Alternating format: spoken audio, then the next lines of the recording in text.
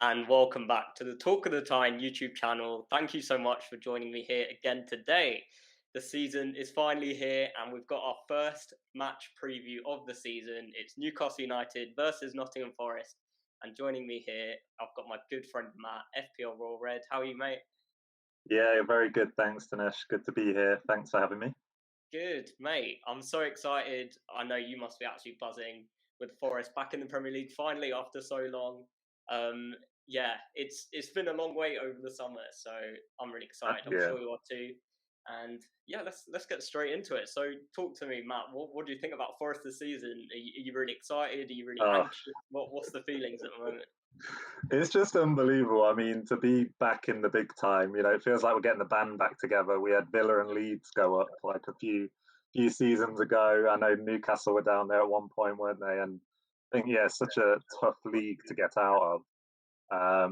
Especially the fact that we did dip down into League One at one point. It's been a really rough few years, and I've got even some of my closest family members who have never really known what success feels like at Nottingham Forest.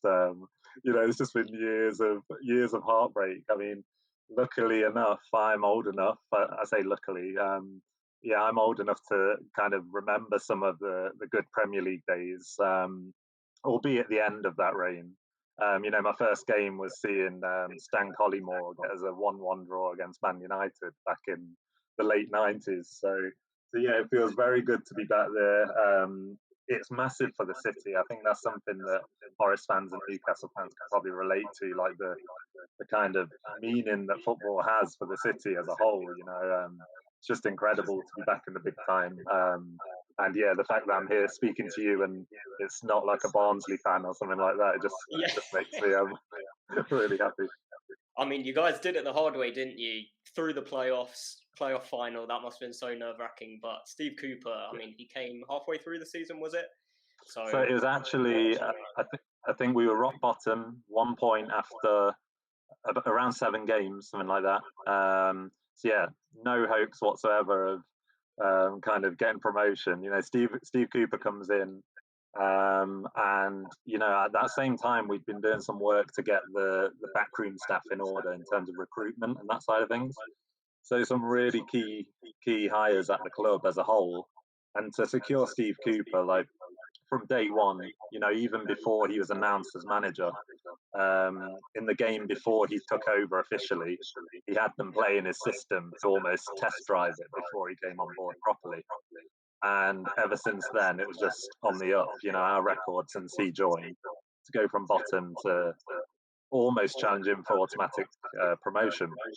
It was incredible, and yeah, we just feel I think very lucky to have a manager like that. We've had our fair share. I think I read a stat the other day. I think it was over 20 managers since we were last in wow. the Premier League. So yeah, we feel settled. Like we've got a manager with the backing of the club.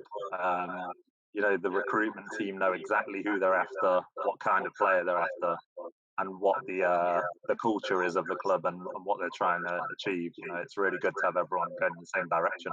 Yeah, I mean, that's a brilliant segue because Forest have done some amazing business, I think, and probably one of the biggest spenders in this transfer window, upwards of 90 million on 11 players, I believe. So, yeah, talk me through that, Matt. I mean, obviously, big Yeah. changes with so many new faces coming through the door. I know you had a lot of loan players last season, so there was a real emphasis to really try and reshape the squad this season. And it looks like, the owners have backed Steve Cooper and the team, and you're really making a go of it this season. Yeah, that's right, and it doesn't feel scattergun. I think we saw it with Fulham a couple of years ago, where you were kind of raising a few eyebrows. I think some of the signings, but I can honestly say I might be a little bit biased, but every signing it feels like it's to fit our system, and it feels like there's been some good research done. 12 players in the door, like you say. Think about 75, 80 mil now that's been spent. But as you referred to, Dinesh, like we needed it. We didn't expect to be in the position we're in. We got some good loan players in that did the job in the championship. They went back to their parent clubs. We've got the likes of Joe Garner, who's trying to push into the Man United starting team. We had Jed Spence, who everyone knows about from the FA Cup run and from this summer getting the big move to Spurs. So, there was work to be done. We had a threadbare squad. And, these aren't just scattergun signings. These are well-researched signings. These, I believe, were probably in the pipeline well in advance of the end of the season, should we Exactly get that. promotion. Exactly that. And one of those players, Jesse Lingard, I mean, he was talk of the town in January, right? He had offers from Talk of Newcastle, from TikTok. West Ham. And for me, I completely agree. I think this isn't something that's happened spur of the moment. Like behind the scenes, I think, the owners have put in some real work to get this one done. And what a real statement signing, I think. Someone with real Premier League experience, some charisma as well. We know he's a great character. So that kind of signing, I think, is just great for the club and for the city. So yeah, brilliant. So I guess now we're talking about the lineup. I'm just going to share the team here. So let me just switch over to the Forest lineup, and I guess we talked a little bit about this off air, but this is how you think you'll set up for the game on Saturday. We've obviously got a couple of new signings in here. So do you want to just talk through the squad and just sort of the system in general? How does Steve Cooper like to play his football, for those who haven't watched much of Forest in the Championship last season? Yeah, so I think the first thing I'd say is, Cooper, he knows what his favourite system is and he knows how he wants players to play. The minute they're through the door, they know what role they're playing in that team, 100%. And they know what role every other player's playing. So if someone needs to shift along into another position in one game, they know what their role is. I'm just thinking about Jack Colback. He played most of last season at left wing back. And he did a great job because he knew what the role was and he knew straight from Cooper what his job was on a game-to-game basis in attack and defence. So, I'm looking at the squad and it was difficult to tell you, Dinesh, who was going to be in that starting lineup. Now, I'm talking about injuries. I'm talking about 12 new signings who, they've come in at period with the summer. So I think some of them, this starting lineup's going to look a lot different, I think, in a few weeks' time. But yeah, I can talk you through it. So Dean Henderson in goal, absolutely delighted with that signing. I mean, we all saw the job he did at Sheffield United, and I think really good shot stopper. Like he's going to be instrumental for our survival. I think the key things that I wanted to see from us were a striker and a goalkeeper, and we ticked those boxes very early on in the summer. So a back three. So I'm going with Newcastle, the new signing from the Bundesliga. Now, from what I've read on Twitter, and it's doing the round, he's probably our most impressive signing so far. Very comfortable on the ball, and just a solid defender. He looks like a really bright prospect. Yeah, and in this three at the back system, I mean, you need your wide centre backs to be a little bit more ball playing. He looks like a physical presence as well in that team. So I think that's a really good addition. Yeah, so I mean, in the team that got promotion, we had McKenna at the side there and Steve Cook in the middle. Okay. So I wouldn't be surprised if he did go with Steve Cook in the first game. But for me, Newcastle, he's a statement signing, and I think he just needs to go in there. Like I don't see the point of holding him back, to be honest. So yeah, fingers crossed for that one. We'll see that back three because I think that's a really strong back three. And I think it's just worth mentioning about the system here because, as you say, they are ball playing defenders, especially on the left and the right, Worrell and Newcastle. And so, we place massive emphasis on those wing backs and getting them forward and getting them into attacking positions. But the benefit of that is that takes the focus of the opposition's fullbacks. They're constantly thinking, where's the wing back? Where's the wing back? And in the meantime, we see it time and time again where the likes of Newcastle and Worrell, they're playing the ball through. They're skipping the wing backs and they're playing it all the way through to the strikers. Your strikers are wide, so Johnson and Awoniyi, they're expected to play wide, so left and right, leaving that room in the middle for Lingard.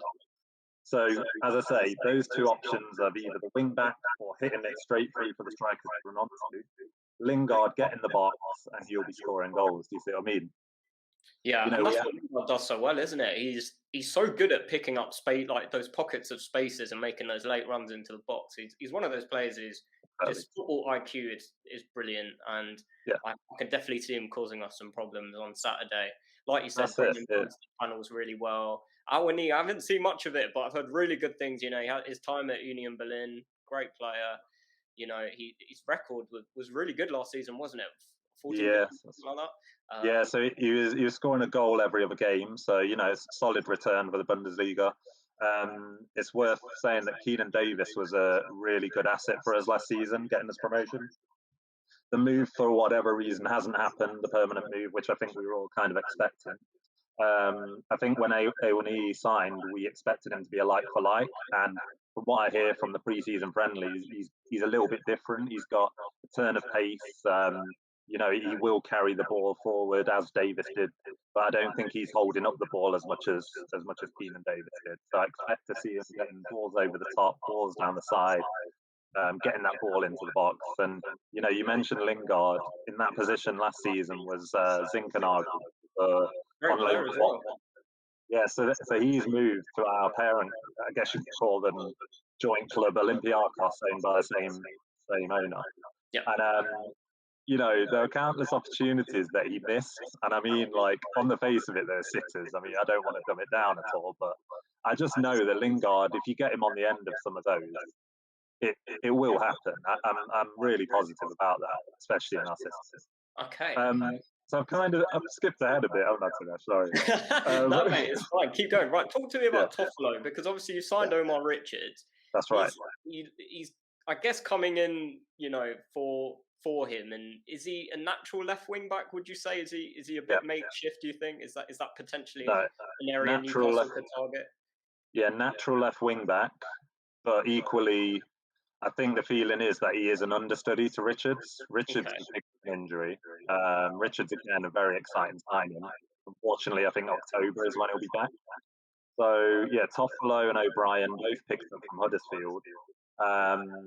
Toffolo, I haven't seen a great deal of him, to be honest, but we were definitely very excited to have those two signings just in terms of adding to the numbers and bulking up the squad. But Toffolo, I don't see as one that will hold the place longer term. I think for me, Tanesh, I don't know what you think, be interested to get your thoughts, but with this 5 subs being introduced, I think having 4 wing backs, 2 either side that you can rely on and that can put a shift in is almost essential for the season ahead. Yeah, mate. And I think that's exactly what he's there for. We've seen it with Conte's system, right? Like, these wing backs are probably the most demanding positions in the team, absolutely running up and down, right? So, like you said, I think if you've got, ready-made subs who can just come right in for these two, then it's just going to be problems all game, right, for your opposition. So, yeah, definitely, I think that's something Newcastle will be wary of. So, yeah, mate, honestly, it's really good just to understand a little bit more about the system, because I can't say I watched much of Forest last season, but these sort of formations are ones that will trouble teams. I think we saw it with Sheffield United when they came up. No one knew how to play against these overlapping wide centre-backs, right? I don't know if Steve Cooper will do something similar, but in a 5-back system, it's a dangerous system, especially, I'll go on to now, Newcastle, who naturally been setting up as a 4-3-3 for the second half of the season when Eddie Howe came in. And immediately for me, I think the battle in midfield will be won by us. We've got very strong control in there with Bruno. Longstaff, who I think will come in, now Shelby's injured, which was unfortunate, but Longstaff's had a fantastic preseason. I'm really happy with him. I think he will do really well in this first game. And Joe Linton, the ball winner, now reborn as a box-to-box central midfielder. So, yeah, an incredible rise for him.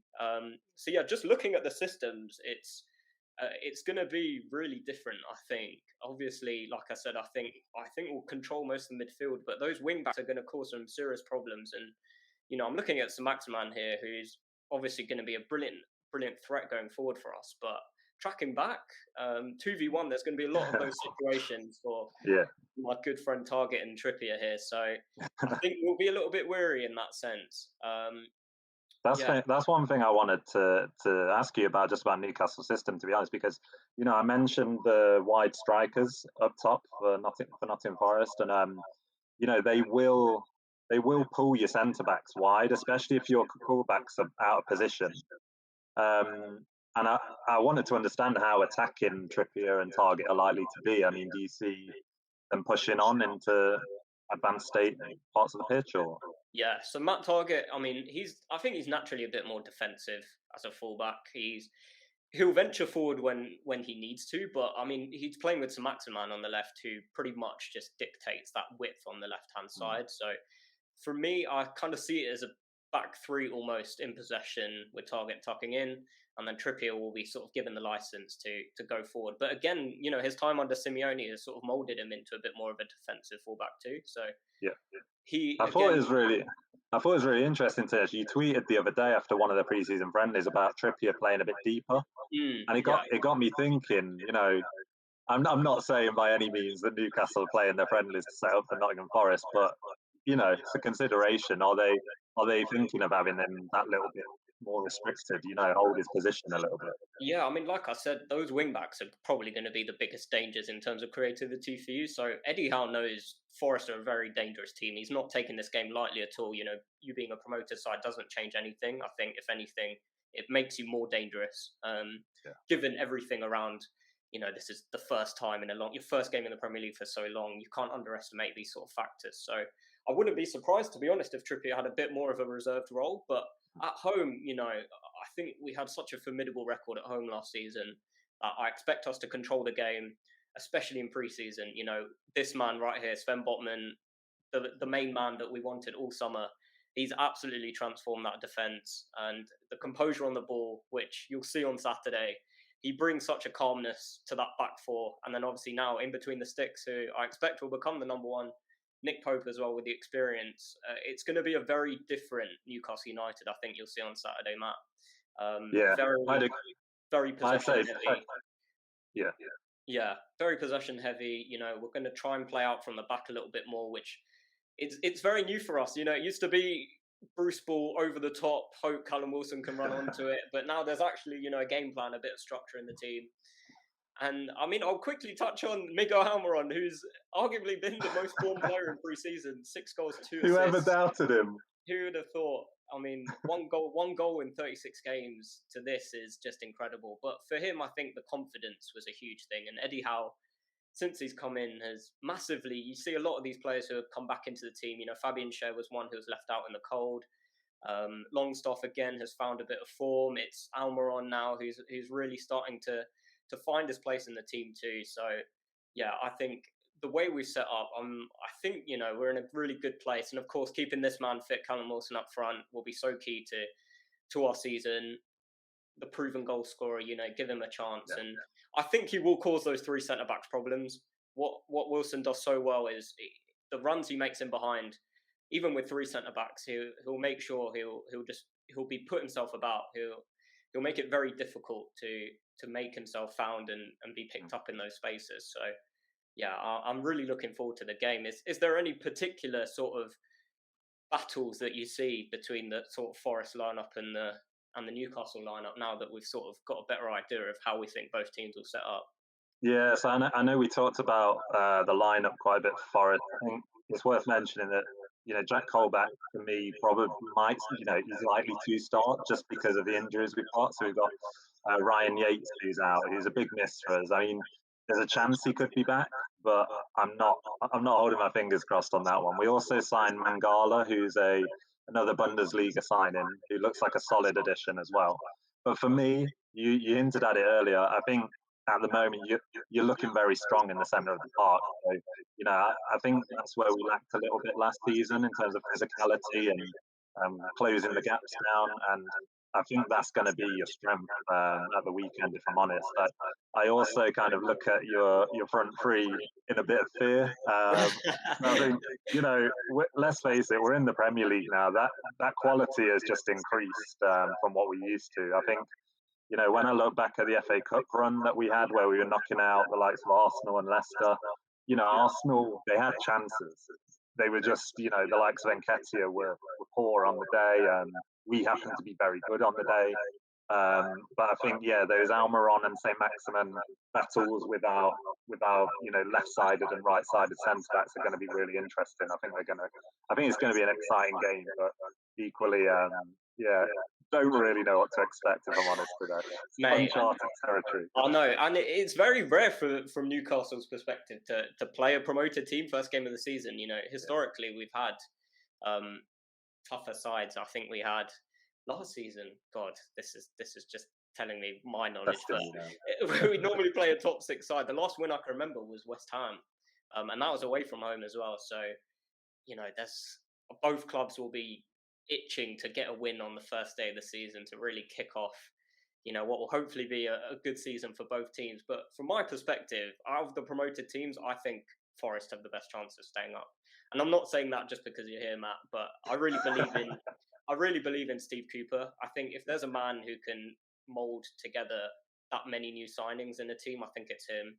I mean, we look at Bournemouth, haven't really done much. I think they're going to really struggle this season. Fulham have made some very decent signings, but again, I don't know if they've got it in them defensively. I think they look a bit suspect. Whereas I think you've strengthened all around the park, to be honest. So Yeah, I mean, again, biased, but I totally agree with that. I think, when I look at Fulham and Bournemouth, it's as if part of me feels like you haven't learned your lesson, like yeah, you've left it so late to make your signings. And, we know what it's like to be stuck in the Championship. We were the longest team to remain in the Championship out of the whole league. And we don't want to be there again in a hurry. So, put the money in, as our owners backed us with. And I appreciate not every team has that level of finance behind them, but it's a massive club, Nottingham Forest, and we're going to take advantage of being up in the big league again, and hopefully we'll stay there. That's definitely on the cards in my eyes. yeah, mate, I completely agree. I would love to see Forest stay up this season. I think the history of the club and everything, it's so nice to have a team like that back in the big leagues. Playing with the big boys. That's what you want, right? So, I mean, Matt, I'm going to put Exactly. you on the spot here. Can I have your prediction for the game at the weekend? What do you think? I'm going to go with quite an open game. I think we'll be nervy, and I think it'll be quite tense. And I know what your ground is like, so I think that's going to add to it. I'm going to go Yeah. 2-2. So Wow. both teams Okay. Very getting a high couple. scoring. Yeah, Very high yeah, scoring. Yeah. I mean, I'm going to the game, so I have to back. I have to back the boys to hopefully kick off the season with a win. I'm going to say a 2-0. Hopefully a comfortable 2-0, but it won't be easy, I think, especially, there'll be a lot of nerves, but the stadium will be absolutely rocking. We had yeah. 47,000 at the weekend for our pre-season friendly, which just said it all, and almost packed out St James's Park for a friendly. So yeah, to see the stadium on Saturday will be really exciting. And Yeah, mate, all I'm the excited best. for you. Yeah, all the Yeah, best for the exactly. season, Matt. Can I just say, because I feel like Yeah, I'm doing him I'm not doing him any justice by not mentioning him. Star man Brennan Johnson. Brendan Johnson. Let's, We haven't talked about him. Yeah, let's go. let's Let's not go forget for it. about him. Yeah. So yeah, top scorer, top assists last season. Yeah, for me, he's incredible, and he's very young. He's only going to get better. Just a few years ago, his dad was playing for us up front, David Wow. Johnson. So Well, there you go. it's a really, really good story. Nottingham schoolboy. He went on loan for a season. He did the business for us last season, and he's signed a new contract, and he's raring to go. And he's in the Wales setup now as well, ahead of the World Cup. So it's pretty good. Yeah, Brendan. I mean, he'll be one of those. I think people look at him this season and will probably look to see, how he settles into the Premier League. Because, I mean, unfortunately for you, he's probably going to get a lot of attraction over the summer if he turns out to have a really good season. I mean, he would be Yeah, someone that I would love to have at Newcastle as an understudy to Callum Wilson. So yeah, I respect him a lot for staying with Forest. This is his team. He wanted to see it through. First season in the Premier League, back in the top flight. So hopefully he'll have a really good season as well, because I really rate him as a player. Only what, 20, 21 at the yeah, moment? something like that. Yeah, very young.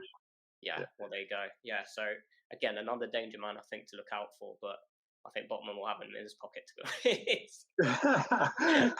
Can I ask you a question, Tadesh? Yeah, go ahead. 50 million for James Maddison's left leg. What do you think? Take it or leave it. Oh, I mean, a left leg would be pretty good in that central attacking midfield role, but I would like to have the whole piece if that was all right. But yeah, I think, to be honest, from what I've seen today, the reports were maybe not necessarily as high of what was reported in terms of what we bid. It sounds maybe close to 40, which I don't think is anywhere near what Leicester value him at. If Maddison was part of Newcastle, I think I'd feel quite insulted by that bid too, to be honest.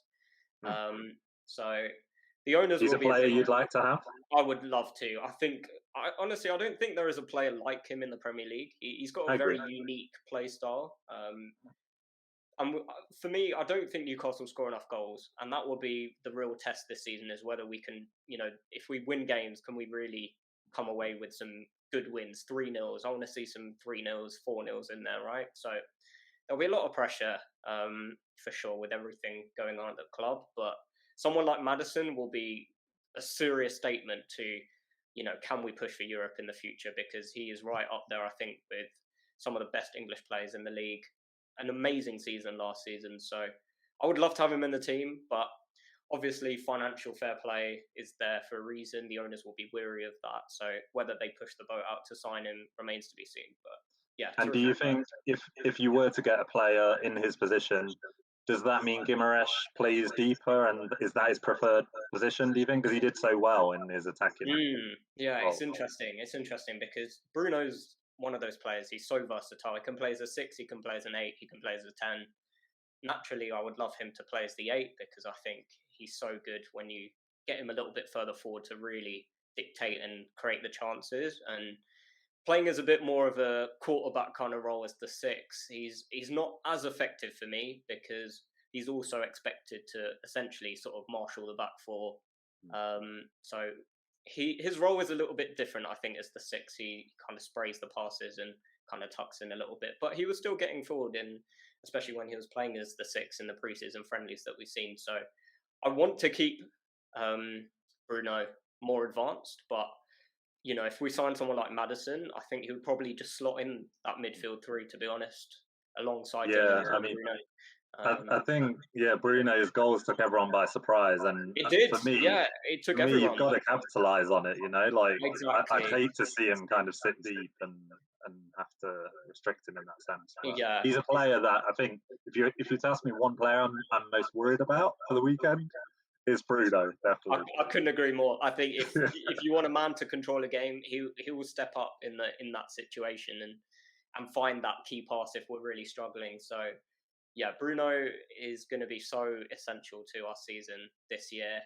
Whether we can keep hold of him, considering how well I think he'll do, is another question. But yeah, definitely. I think You've got Bruno. money now, Tinesh. Don't worry, you've I got know. money now.